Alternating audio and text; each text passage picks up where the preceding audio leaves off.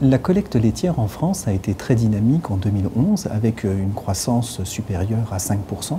Elle continue de progresser en ce début d'année 2012 alors que la base de comparaison, le début de l'année 2011, était déjà largement au-dessus du profil moyen des années précédentes. Selon le sondage mensuel de FranceAgriMer, la collecte de lait de vache a augmenté de 2,9% au mois de janvier 2012 comparativement au mois de janvier 2011. La collecte s'est ralentie au mois de février en raison de la vague de froid qui a sévi pendant 3 semaines et elle repart légèrement à la hausse au début du mois de mars. En ce qui concerne le prix du lait de vache en France, nous devrions connaître sur l'ensemble du premier semestre 2012 une situation assez similaire à 2011, mais avec 2 trimestres contrastés. Sur le premier trimestre 2012, le prix du lait à la ferme sera supérieur à celui du premier trimestre 2011. Les données officielles de FranceAgriMer montrent une augmentation du prix du lait de vache de 3,9% au mois de janvier 2012 comparativement au mois de janvier 2011. Compte tenu de l'évolution des marchés et du prix du lait à la ferme en Allemagne, une progression du même ordre est attendue au mois de février 2012.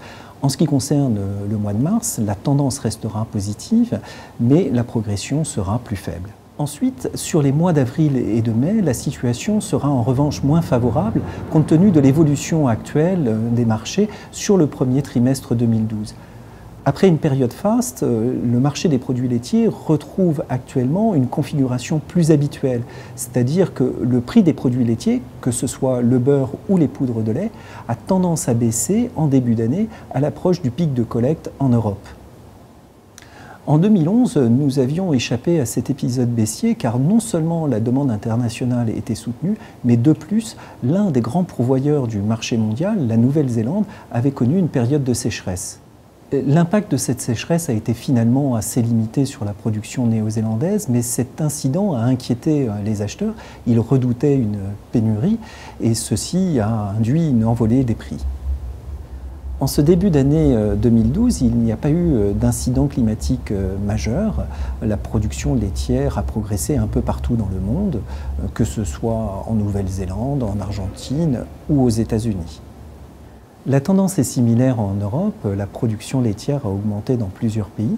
Ceci est particulièrement net en France et en Allemagne, mais aussi en Pologne.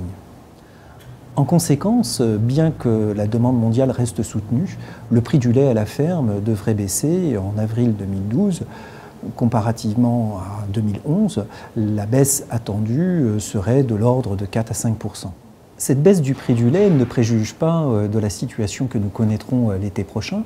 Il n'y a pas pour l'instant de retournement de marché. La demande reste soutenue dans de grands pays importateurs tels que la Russie ou la Chine.